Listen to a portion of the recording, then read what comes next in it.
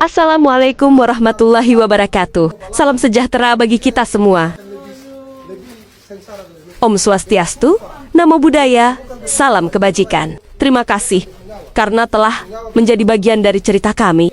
Setiap like, komentar, dan subscribe dari kalian adalah semangat besar bagi kami untuk terus berkarya.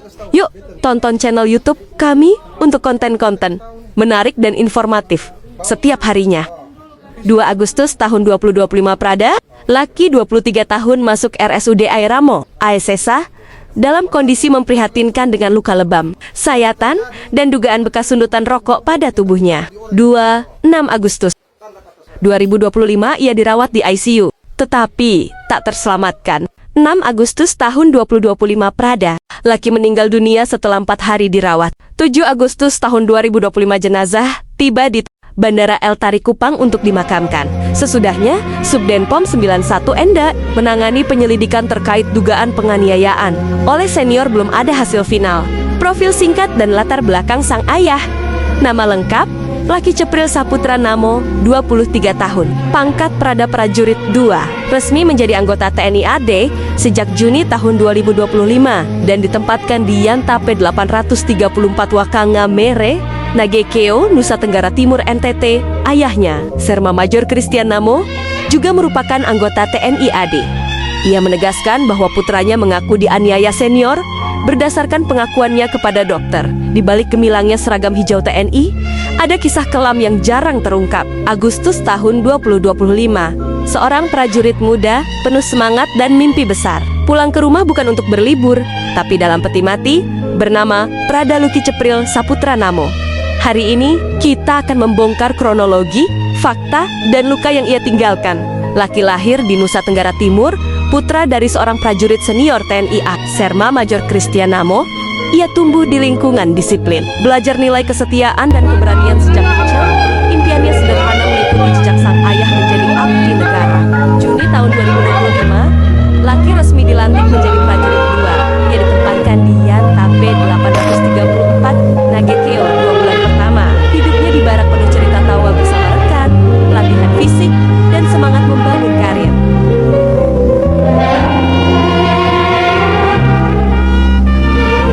2 Agustus tahun 2025, pukul 7 pagi. Suasana Yonif TP 834 September T biasa. Tapi di salah satu sudut barak, nasib berkata lain. Laki ditemukan dengan luka parah, lebam di sekujur tubuh, luka sayatan, dan dugaan bekas sundutan rokok. Ia dibawa ke RSUD Airamo, ASESA. Ayahnya bercerita, Laki sempat berbisik kepada dokter, "Saya dianiaya senior, dok." 4 hari Laki berjuang di ICU, namun luka fisik dan trauma itu terlalu berat.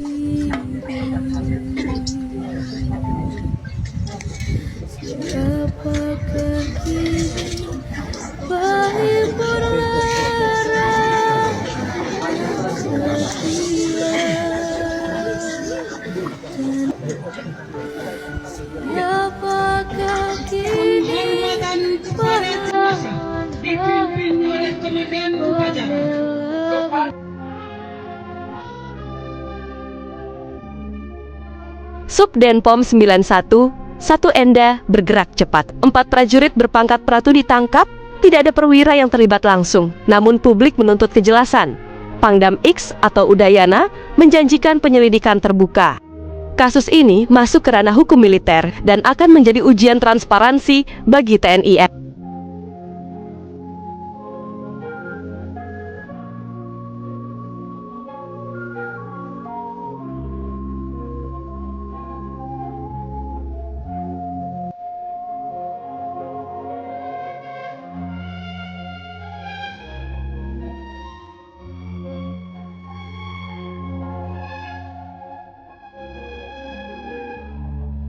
Media sosial meledak. Tagar, keadilan untuk Prada Luki trending.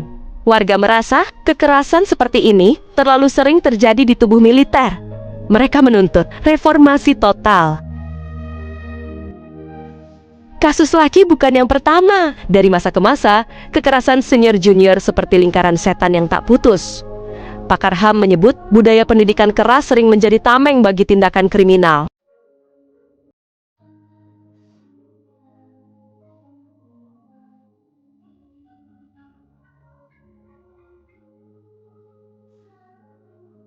bagi keluarga. Lucky adalah anak yang penuh senyum. Kepergiannya meninggalkan luka mendalam. Ayahnya berharap keadilan ditegakkan dan tidak ada lagi prajurit yang bernasib sama.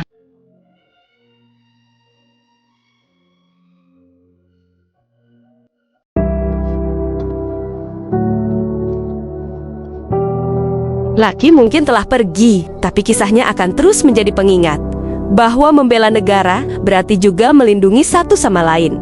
Keadilan bukan hanya menghukum pelaku, tapi mencegah tragedi ini terulang.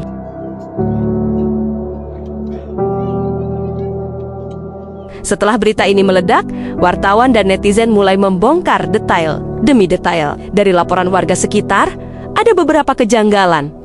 Suara teriakan terdengar sebelum kejadian. Adanya kendaraan militer di lokasi. Dan waktu kejadian yang bertepatan dengan patroli malam. Beberapa foto di media sosial juga menunjukkan bekas darah di area yang disebat-sebat sebagai tempat kejadian perkara. Namun, pihak berwenang masih belum memberikan klarifikasi resmi tentang bakti-bakti tersebut. Inilah yang membuat publik semakin curiga dan bertanya-tanya, apa yang sebenarnya terjadi malam itu? Ayahnya terlihat menangis saat diwawancarai, memohon agar kasus ini diusut tuntas. Sementara itu, teman-teman Lucky di kesatuan maupun di luar kesatuan juga memberikan kesaksian tentang kepribadiannya. Beberapa bahkan membagikan foto dan video kebersamaan mereka di media sosial, yang semakin membuat publik terenyuh. Dukungan dari masyarakat pun terus mengalir, baik secara langsung maupun melalui platform online.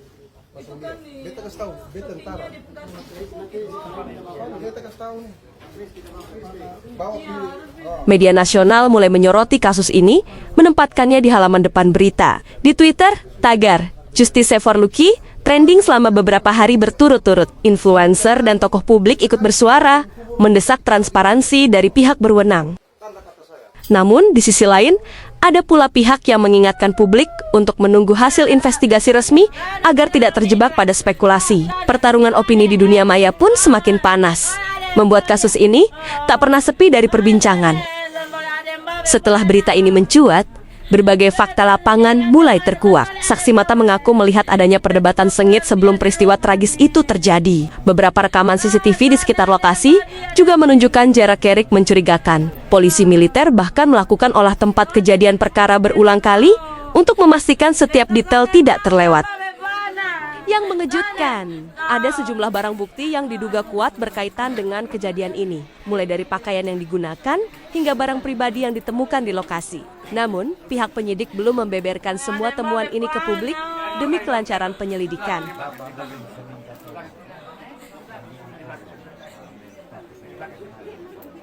Fakta-fakta inilah yang kemudian memicu spekulasi liar di masyarakat.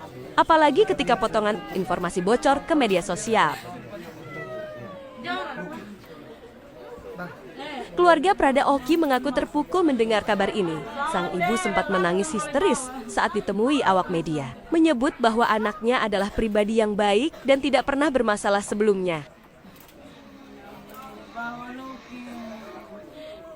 Sementara itu, teman-teman dekat Lucky mengungkapkan bahwa beberapa hari sebelum kejadian, Lucky terlihat berbeda. Ada yang mengatakan dia lebih pendiam, ada pula yang melihatnya sering melamun. Pihak keluarga menuntut agar penyelidikan dilakukan secara transparan dan adil, tanpa adanya tekanan dari pihak manapun. Mereka juga meminta agar nama baik Lucky dibersihkan jika terbukti tidak bersalah.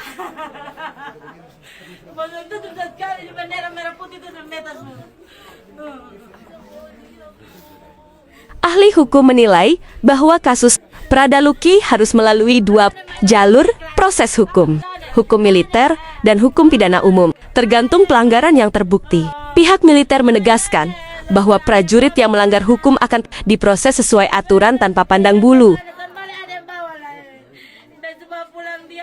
Karena minimnya informasi resmi, berbagai teori pun beredar. Ada yang menduga kasus ini terkait masalah pribadi, ada juga yang menduga ada faktor lain yang lebih besar. Namun, semua ini belum terkonfirmasi. Spekulasi liar di media sosial seringkali membuat situasi semakin rumit. Berikut info nama pelaku yang beredar luas beserta pangkat, kesatuan dan peran mereka saat kejadian. Tagar Pemukulan menggunakan selang. 1. Letda Infarik Singajuru. 2. Sertu Rivaldo. KS 3. Sertu Andre Manoklori. 4. Sertu Devintri Arjuna Putra Besi. 5.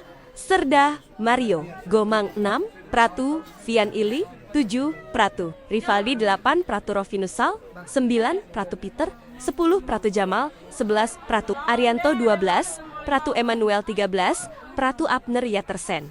Ke-14 Pratu Petrus Nombrayan Semi. 15 Pratu Emmanuel Nibrot Laubura. 16 Pratu Firdaus. Pemukulan dengan tangan. 1. Pratu Petris Nombrayan Semi. 2. Pratu Ahmad ada. 3. Pratu Emiliano de Araojo. 4. Pratu Aprianto Ritraja. Kasus ini bukan sekadar berita. Ini adalah panggilan hati nurani kita semua. Prada Laki Cepril Saputra Namo adalah anak bangsa yang seharusnya dilindungi, bukan disiksa. Mari kita suarakan keadilan, karena diam berarti membiarkan hal ini terulang. Terima kasih sudah menonton. Dukung terus channel ini dengan like, share, dan subscribe agar suara kita semakin terdengar. Sampai jumpa di video berikutnya. Dan ingat, kebenaran akan selalu menang jika kita berani bersuara.